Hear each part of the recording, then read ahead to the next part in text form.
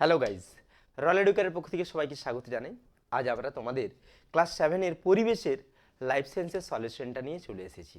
তো দেখবো আমরা প্রথম স্কুলটা আজকে করে নেব। তো আমরা দেখো প্রথম স্কুলটাই যে কোশ্চেনগুলোকে দিয়েছে। প্রথমেই বলেছে তোমাদের এমসিকিউ দিয়েছে। ফার্স্ট তোমাদের এখানে 15 নম্বর থাকবে হচ্ছে লাইফ সায়েন্সের, আর 15 নম্বর থাকবে ফিজিক্সের। দেখবো অলরেডি ফিজিক্সের মডেল আমাদের শুরু হয়ে গিয়েছে, লাইফ সায়েন্সের মডেলগুলো পরপর তোমাদের জন্য আসছে। বলছে দেখো, খাদ্যের যে উপাদানের অভাব হলে রাতে দেখতে কষ্ট হয়। এবার আমাদেরকে জানতে হবে খাদ্যের টোটাল উপাদান কতগুলো। তাহলে কি বললাম, খাদ্যের টোটাল উপাদান কতগুলো, কটা হয়। টোটাল খাদ্যের উপাদান যদি আমরা দেখতে যাই, তাহলে আমরা প্রথমেই যে জিনিসটা দেখবো, আগে উপাদানগুলোর নামগুলো একটু দেখে নিই। তাহলে কি কি থাকতে পারে? থাকতে পারে শ্বেতসার, শ্বেতসার মানেই আমরা বলি কার্বোহাইড্রেট। 2 প্রোটিন, কি থাকতে পারে? প্রোটিন। 3 ফ্যাট বা লিপিড। 4 ভিটামিন। 5 খনিজ উপাদান, কি বললাম? খনিজ উপাদান। আর 6 হচ্ছে আমাদের বলতে পারো জল। কি বলতে পারি? জল। বলছে রাতে রাতে দেখতে কষ্ট হয়। যখনই বলে দেবে রাত, মানে আমরা ভিটামিন কার কথা ভেবে নিচ্ছি? ভিটামিন এর কথা ভেবে নিচ্ছি। কার কথা ভেবে নেব? এর কথা। তাহলে আমরা অ্যান্সার এখানে কি দিয়ে দেবো? ভিটামিন দিয়ে দেবো। নেক্সট পরেরটা দেখো, বলছে মানুষের চুল ও নখে যে প্রোটিন থাকে তার নাম হলো, বলছে মানুষের চুল ও নখে যে প্রোটিন থাকে, আমরা জানি চুল ও নখের জন্য কোন প্রোটিন কাজ করে? মনে রাখবে, ক্যারাটিন। কি বললাম? ক্যারাটিন। ত্বকের ত্বকের ত্বকের জন্য কাজ করে ড্যাসমিন। কি বললাম? ড্যাসমিন। তাহলে এটা কি বললাম? ক্যারাটিন। মনে রাখবে। নেক্সট, তাহলে অ্যান্সার কি হয়ে গেল আমাদের? ক্যারাটিন। বলছে এই যে মনে রাখবে, এখানে এই অ্যাক্টিন, মায়োসিন এগুলো সব থাকে হচ্ছে পেশিতে। এগুলো সব কোথায় থাকে? পেশি। মনে রাখবে, পেশিতে থাকে। আর কোলাজেন হচ্ছে, মনে রাখবে, তরুণাস্থি। কি বললাম? তরুণাস্থি। মনে রাখতে হবে এগুলো তোমাদেরকে। বলছে জলে গুলে যায় এমন একটা ভিটামিন। তাহলে আমরা জলের ক্ষেত্রে মানে ওয়াটারের ক্ষেত্রে জানবো, আর লিপিড বা ফ্যাটের ক্ষেত্রে জানবো। বি কমপ্লেক্স আর সি হচ্ছে জলে, আর বাকি সব মানে এ, ডি, ই, কে এগুলো সব হচ্ছে কি? ফ্যাটে।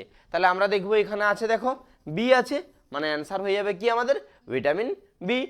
ভিটামিন ডি এর অভাবে রিকেট হয়। বেরি কার জন্য হয়? বেরি হচ্ছে বি এর জন্য হয়। আর অন্ধত্ব কার জন্য হয়? এর জন্য হয়। কি বললাম? অন্ধত্ব কার জন্য হবে? এর জন্য হবে। আর গয়টার হচ্ছে কি? আমরা জানি কার জন্য হয়ে থাকে? আয়োডিন। কার জন্য হয়ে থাকবে এটা? আয়োডিন। কি বললাম? কার জন্য? আয়োডিন। নেক্সট বলছে খাদ্যের যে উপাদানটি থেকে শক্তি পাওয়া যায় না।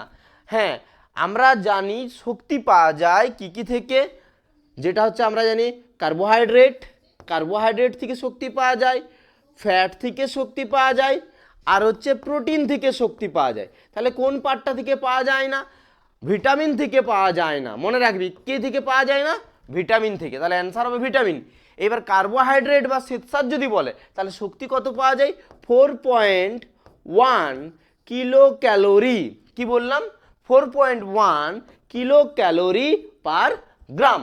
নেক্সট যদি বলি ফ্যাট থেকে পাওয়া যায় 9.3 কিলো ক্যালোরি পার গ্রাম। এবার যদি প্রোটিন থেকে বলি, প্রোটিন থেকে আমরা কত পাবো? প্রোটিন থেকে আমরা পেয়ে যাব, কত পাবো? 4.1 কিলো ক্যালোরি। মনে রাখতে হবে এগুলো তোমাদেরকে। পরে কোশ্চেনে চলে যায়। লিপিডের একটা উদ্ভিজ্জ উৎস। কি বলেছে দেখো? উদ্ভিজ্জ উৎস। বিভিন্ন উদ্ভিজ্জদের তেলগুলো হয়। কি বললাম? উদ্ভিজ্জ তেল। যেমন বাদাম তেল, যেমন সরিষার তেল, এগুলো সব হচ্ছে কি? উদ্ভিজ্জ উৎস।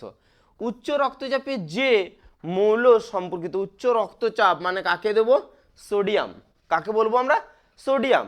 বলছে শ্বেতসারের হজম হওয়ার পর যে সরলতম অণুতে পরিণত হয় তার নাম হচ্ছে গ্লুকোজ। কি বললাম? গ্লুকোজ।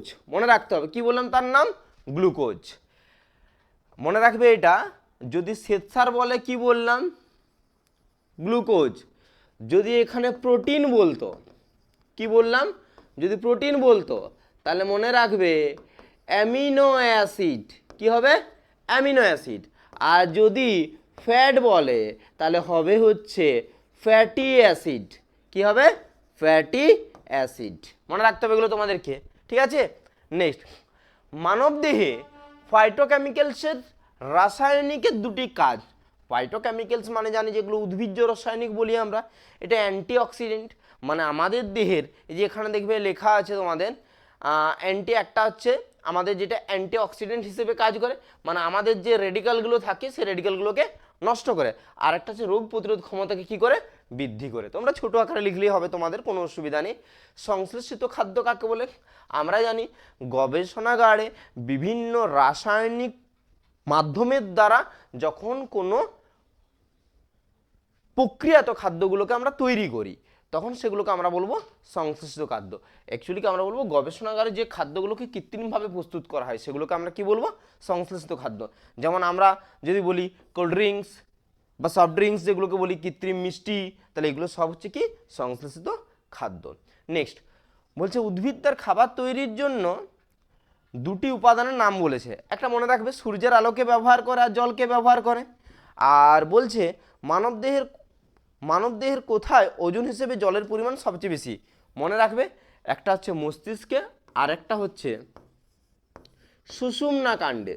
কি বললাম, সুষুম্না কাণ্ড, এই দু জায়গায় হচ্ছে সবচেয়ে বেশি জল থাকে। তাহলে এটা গেল আমাদের ফার্স্ট যে ক্লাস 7-এর রায়মার্টিনের স্কুলটি লাইফ সায়েন্সের, সেই স্কুলটি আজকে আমরা সলিউশন করলাম। পরের ভিডিওটার জন্য তোমরা অপেক্ষায় থাকো, আমরা খুব শীঘ্রই নিয়ে আসছি।